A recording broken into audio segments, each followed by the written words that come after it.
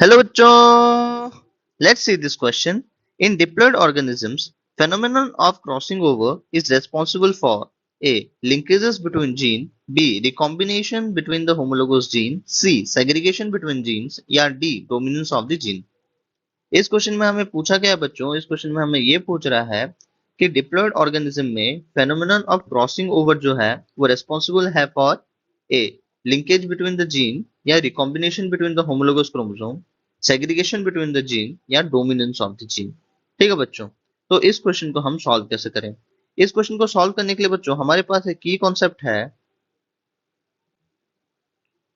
की कॉन्सेप्ट क्या है बच्चों? की कॉन्सेप्ट है crossing over.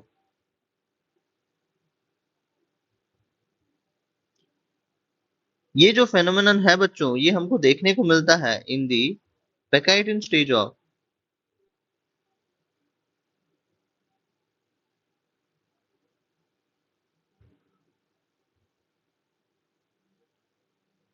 Prophase one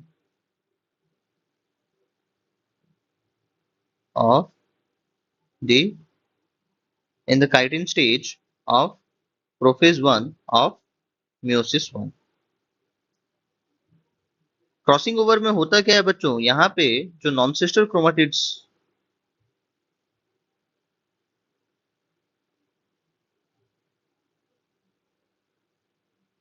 of homologous chromosome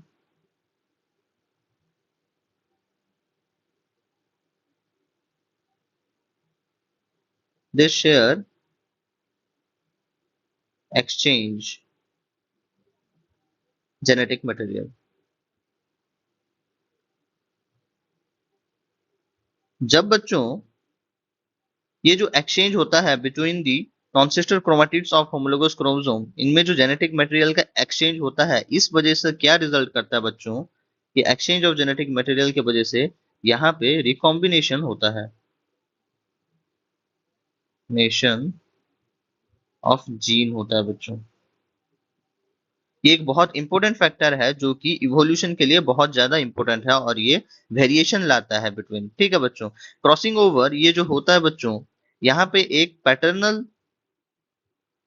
होता है, एक पैटर्नल क्रोमोसोम होता है और एक मैटरनल क्रोमोसोम होता है जो कि होमोलोगस पेयर होते हैं बच्चों एक दूसरे के। और इनका जो नॉन सिस्टर क्रोमाटिड्स है बच्चों, ये है नॉन सिस्टर क्रोमाटिड्स ये दो, और ये दोनों अभी क्रॉसिंग ओवर करेंगे। अगर ये क्रॉसिंग ओवर करें तो ये कुछ ऐसे दिखते हैं बच्चों।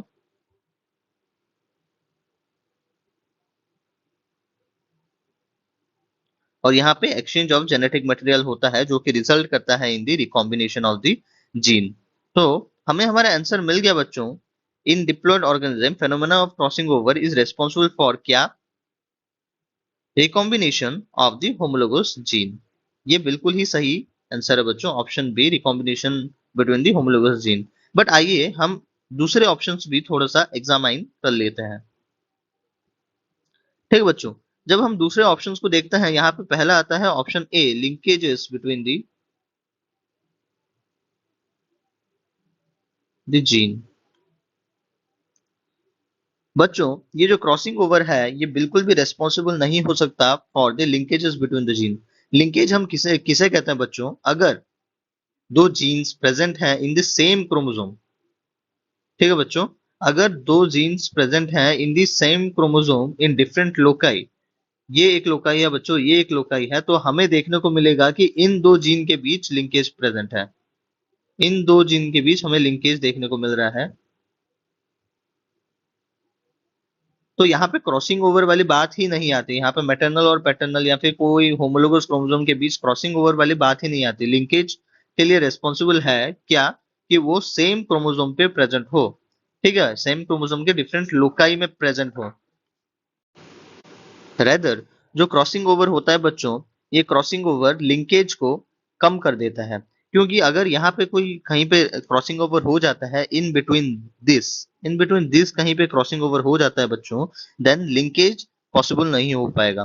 तो इसीलिए लिंकेज के लिए रेस्पॉन्सिबल हो ही नहीं सकता क्रॉसिंग ओवर। ठीक है बच्चों, सो this is a wrong option. अभी आता है segregation between the gene. Segregation between the gene, ये ऑप्शन सी है बच्चों,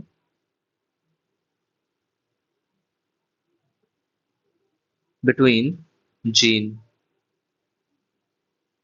इसके लिए बच्चों रेस्पॉन्सिबल क्या होता है? इसके लिए रेस्पॉन्सिबल होता है separation between the homologous chromosome which is seen in the anaphase 1, which is seen in the anaphase 1 बच्चों। एंड देन एनाफेज 2 में फर्दर यहाँ पे क्रोमेटिड्स भी सेपरेट हो जाते हैं बच्चों एनाफेज 2 में। फर्दर यहाँ पे क्या होता है, यहाँ पे क्रोमेटिड्स भी सेपरेट हो जाते हैं। तो सही सेग्रीगेशन ऑफ जीन के लिए एनाफेज 1 एनाफेज रिस्पॉन्सिबल होता है बच्चों, ना कि क्रॉसिंग ओवर। ठीक है बच्चों, मैं यहाँ पे एनाफेज 1 एनाफेज 2 ना लिख के मैं यहाँ पे डायरेक्ट एनाफेज लिख देता हूँ। एनाफेज रिस्पॉन्सिबल होता है बच्चों for the segregation of the gene. So crossing over का यहाँ पे कोई काम नहीं है। So option C is a wrong option. ठीक है बच्चों, अभी हम ऑप्शन डी डिस्कस कर लेते हैं। ऑप्शन डी है डोमिनेंस ऑफ जीन।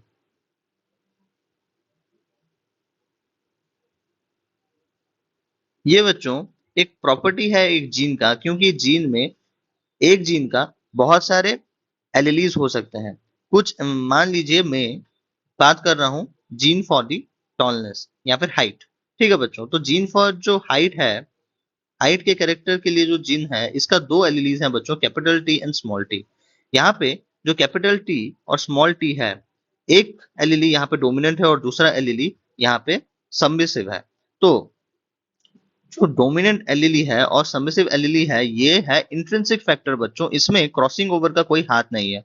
ठीक है, तो ये एक रॉन्ग ऑप्शन है। क्रॉसिंग ओवर का डोमिनेंस ऑफ द जीन के साथ कोई रिलेशन ही नहीं है। क्रॉसिंग ओवर का रिलेशनशिप है किसके साथ?